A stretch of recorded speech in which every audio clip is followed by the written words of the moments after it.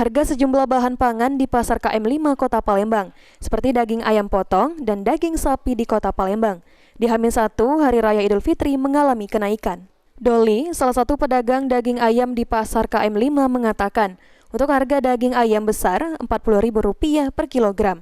Padahal satu pekan jelang Lebaran, harga daging ayam masih di angka Rp33.000 per kilogram. Meski begitu, penjualan tetap meningkat yakni mencapai 230 kg per hari. Padahal, hari biasa hanya mampu menjual sekitar 50 kg saja. Hari ini kalau yang ayam besar kisaran 40 rata-rata. Itu untuk ada kenaikan atau mendekati Lebaran ini? Seminggu sebelum Lebaran sempat 33. Oh, kalau sekarang? Ya ini 40 berarti naik. Naik. Jadi, untuk penjualan sehari bisa berapa kita jual? iya berhubung ini nak Lebaran jadi lumayan meningkat. Iya. Biasanya kalau hari sebelumnya Rata-rata ya, keadaan pasar main ini sepi. Paling 50-an.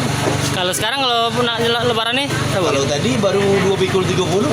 230 kilo ya. 230 kilo.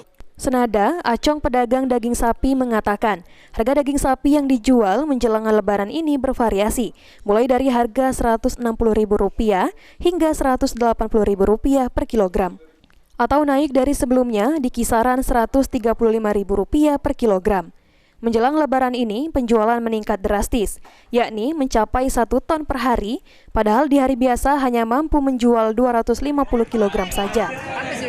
Tergantung ada yang jual 16, ada yang jual 17. Nah, aku tadi kekurangan stok, minta dengan kawan harga 180.000. Oh, baik, Pak. Itu ada kenaikan nggak dari harga sebelumnya, Pak? Dari Sapi. jagalan naik dikit.